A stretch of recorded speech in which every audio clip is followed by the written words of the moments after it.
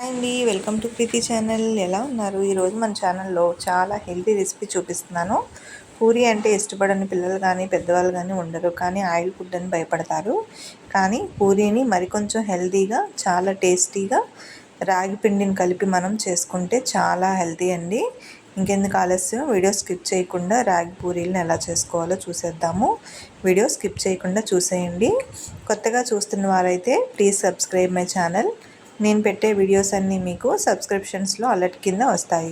ఇంకెందుకంటే ఆలస్యం, రండి మరి వీడియోలోకి వెళ్ళిపోదాము. ముందుగా నేను గోధుమ పిండి కప్పు తీసుకున్నాను. అలాగే ఏ కప్పుతో అయితే మనము గోధుమ పిండి తీసుకున్నామో అదే కప్పుకి హాఫ్ కప్పు లేదా 3/4 అన్న తీసుకోవచ్చు రాగి పిండి. నేనైతే హాఫ్ కప్ తీసుకున్నానండి ఇక్కడ. ఇప్పుడు రాగి పిండిని కూడా మనం ముందుగా పిండి అంతా జల్లెల్లో వేసుకొని ఒకసారి శుభ్రంగా జల్లించేసుకోవాలి. ఇందులో రద్దు కానీ ఏదైనా ఉంటే పక్కకు వెళ్ళిపోతుంది కదా, ఒకసారి జల్లించుకుంటే మంచిది. ఇప్పుడు జల్లించిన పిండిలో రుచికి సరిపడా సాల్ట్ యాడ్ చేసుకోవాలి. 2 స్పూన్ల వరకు ఆయిల్ యాడ్ చేసుకోవాలండి. ఆయిల్ యాడ్ చేసుకొని సాల్ట్, ఆయిల్ పిండిలో బాగా మిక్స్ అయ్యే వరకు బాగా కలుపుకోవాలి. చూడండి, నేను వీడియోలో చూపిస్తున్న విధంగా పొడి పొడిలాడుతూ పిండి అంతా ఇలా తయారయ్యాక కొంచెం కొంచెం వాటర్ యాడ్ చేసుకొని సేమ్ చపాతీ పిండిలాగా మెత్తగా కలిపేసుకోవాలి. ఆ ప్రాసెస్ మీకు తెలుసని నేను చూపించలేదు.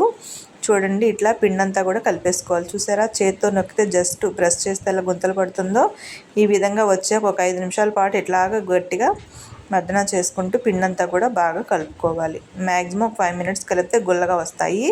ఇప్పుడు ఈ పిండి మిశ్రమాన్ని మూత పెట్టేసుకొని ఒక 10 మినిట్స్ పక్కన పెట్టుకుందాం.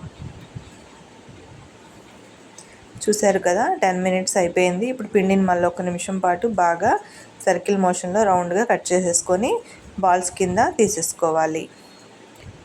నేను ఈ పూరీల్ని 2 టైప్స్లో చూపిస్తానండి. మనకు సేమ్ ఒకటే సైజులో రావాలి, సర్కిల్గా రావాలంటే ఒకలా చేసుకోవచ్చు. అంత శ్రమ ఎందుకు అనుకుంటే ఇంకా ఈజీ టిప్ కూడా చూపిస్తాను. వీడియో స్కిప్ చేయకుండా లాస్ట్ వరకు చూసేయండి. ఇప్పుడు పూరీల పిండిలాగా మనము పౌడర్ యాడ్ చేసుకొని కొంచెం కొంచెం అటు ఇటు తిప్పుకుంటూ పల్చగా చేసుకున్న తర్వాత ఇలాగ క్యాప్ ఉన్నది కదా, బాటిల్ క్యాప్తో లేదా డబ్బా క్యాప్తో ఇట్లా కట్ చేసుకోవాలి. చూడండి, ఇట్లా ఒకటే షేప్ వస్తాయి ఇలా కట్ చేసుకుంటే. పూరీలు ఈ విధంగా వద్దు అనుకుంటే కనుక ఇంకా చిన్న చిన్న బాల్స్ కింద మనము కట్ చేసుకొని జస్ట్ ప్రెస్ చేసుకుంటే సరిపోతుందండి. ఎంతవరకు మనకి పూరీ కావాలో అంతవరకు కూడా కట్ చేసుకోవచ్చు.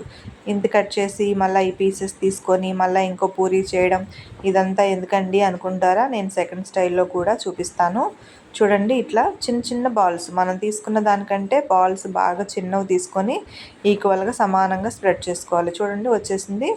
ఇట్లా పూరీలన్నీ కూడా చిన్న చిన్న బాల్స్ చేసుకొని ఈక్వల్ సైజులో రౌండ్గా వచ్చేటట్టు మనం కట్ చేసుకుంటూ సర్కిల్ మోషన్లో తిప్పుకుంటూ చేసుకోవాలి. చూడండి, ఒకటే సైజులో వచ్చేసినాయి, పూరీలన్నీ రెడీ అయిపోయినాయి.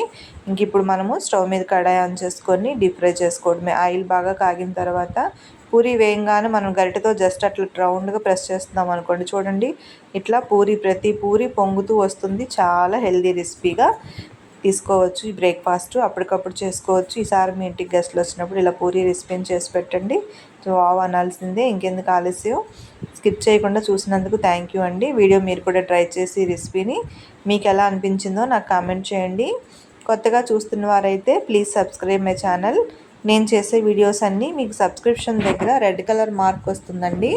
అది ఓపెన్ చేస్తే నేను రీసెంట్గా పెట్టిన వీడియోస్ అన్నీ కూడా మీకు అలర్ట్ కింద వస్తాయి. చాలామంది నన్ను అడుగుతున్నారు, మీరేం వీడియోస్ పెట్టలేదా ఈ మధ్యలో అని. నేను ప్రతి వీడియో మీకు అక్కడ లింక్ అవుతుందండి, ఒకసారి చెక్ చేసుకోండి.